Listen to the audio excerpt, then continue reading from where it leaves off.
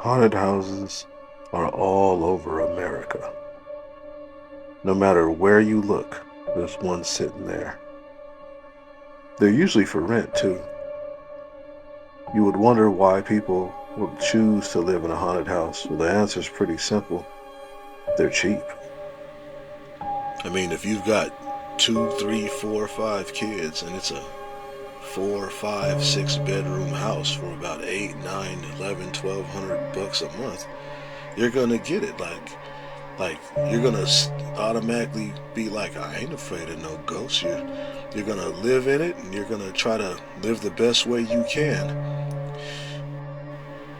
until some real funky shit happens and you gotta get the hell out of there. It seems like the older the house, the more haunted it is too. Like, I've been in some houses, man, where I've seen things fly off the table. I've seen things that were blurs walk right in front of me. The things that fly off of the table, you would grab them and pick them up and they would be hot. So I don't know if the things that are moving things around have some kind of way to manipulate energy in our realm, dimension, domain, whatever you want to call it. But whenever something moves that wasn't like by your hand and there's nobody else around, go try to touch it and see what it feels like. If it's hot, that means something from another dimension put its hands on. This particular tale is about an apartment that I lived in with a girl I used to date. We were moving in and we were putting stuff away. You know how you gotta clean out the cabinets or whatever. So there I was in the hallway cleaning out one of those built-in cabinets that they had in the hall. And the cabinet on the top was really high up. It was one of those spots that was so high up you would put stuff up there and kind of forget about it. Things that you wouldn't really need right away at that moment. So I was up there cleaning and I ended up looking up there when I was on a stool, and I just so happened to come across what appeared to be an old Ouija board, or I guess you would call it a Ouija board or Ouija board. I don't know how you say it. But lo and behold, there was one right there. It was old and dusty. It even had the little cursor that you use to move it around. It was full of dust. I showed the girl I was with, and then we pretty much just threw it in the trash. The girl I was with at that time, her and I worked different shifts at different jobs. So in the daytime, she would be at work, and then I wouldn't work until the evenings. So I was there pretty much all day by myself. Every day at around 3 o'clock in the afternoon, I would smell a really strong perfume smell. It would run through the entire house, like from the living room to the kitchen to the bedroom. It didn't smell bad. It smelled like pretty much something a woman that would put on, like right before she went out the house. But my lady will have been gone for hours by the time this happened. So wherever the smell came from, I couldn't tell you. But it happened every day at 3 o'clock. I had a really mean dog, and the dog would pretty much start barking in the kitchen and in the living room at nothing every day. And I'd have to tell her to shut up. The dog actually kind of looked like this too, but she wasn't black. And she would just constantly bark. She would sit there and look around, and I'd be like, what the hell are you looking at? But the dog couldn't talk, but the dog could see something that I couldn't see. It was the weekend finally, and I didn't have nothing else to do. So I decided to play some video games and put on some music. The girl I was dating decided to get up and go out and do something. I think she just went to the store. She wasn't gone very long.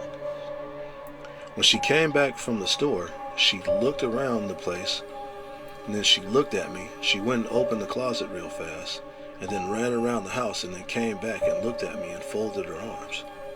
So I stopped and I looked at her, and I asked her what was wrong. She pouted her lips for a minute, and then was like, did you have one of your skanks in here while I was gone? I looked at her kind of puzzled and confused, and I said, what do you mean? And she was like, well, it smells like you had one of them girls in here that I see you talking to. And I looked at her and I was like, there's nobody that's been in here. You've only been gone for about 30 minutes. The dog started barking at the living room, and then she started barking into the kitchen. And I told her to be quiet, and then I realized what was going on. I said, "What time is it?"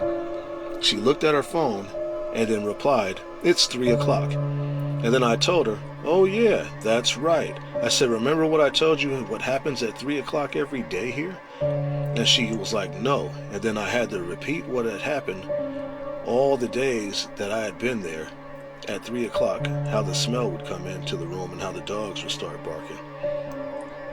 I guess she didn't believe me at first. But you know how when you're with somebody for a while and then you tell them something and they don't really believe you, but if you start seeing supernatural things, people that are around you the most, they start to see supernatural things too as time goes by. Because I guess the veil thins around them.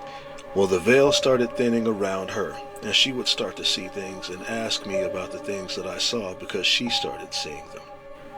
One day I was laying in the bedroom, and in the bedroom there were shadow people that would run around, but I was so used to seeing them, I didn't say anything anymore about them. But she hadn't been home yet, and I thought I heard the door open, and I thought someone had came through the house, and our bathroom was right by the bedroom door, so I saw a woman walk by and go into the bathroom. She was in there for a while. I heard the toilet running, and then I heard the shower come on. So I decided to get up and go into the bathroom to see what was going on because she had been in there for so long. When I walked into the bathroom, the shower was on, so I went to the curtain to open it, and there was no one in there. I don't recall turning on the shower or just walking in there and closing the door, but someone damn sure went in there, and it wasn't me, and my lady was not home at that time.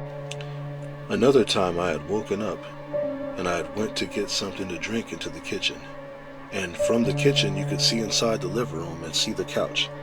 I saw a woman that appeared to be sleeping on the couch. So I approached the living room, and I had walked out there to see who was on the couch. I thought it was my girlfriend. I thought maybe she had gotten up to lay out there because sometimes I would sprawl all over the bed. But she was still in the bed, and when I got to the living room and got to the couch, I noticed that there was no one on the couch, but there was definitely someone laying there, and it looked like a woman. Another time, I watched my girlfriend get up and go into the kitchen to get her something to drink, and all of a sudden, she stumbled over to the side and fell over. I asked her what was wrong and why did you do that? She looked at me and said it felt like somebody pushed me. And I thought about it really hard, and I helped her up and picked up the things that she had dropped, but no one had pushed her. She would also wake up in the middle of the night or the next day, and she would have scratches all over her body. And she asked if I was doing it, but I told her there was no way, especially since I didn't have any fingernails. There was no way I could inflict those scratches. And one time I was out and she woke up and had them. So I have no idea where they were coming from, but she only got them when she woke up.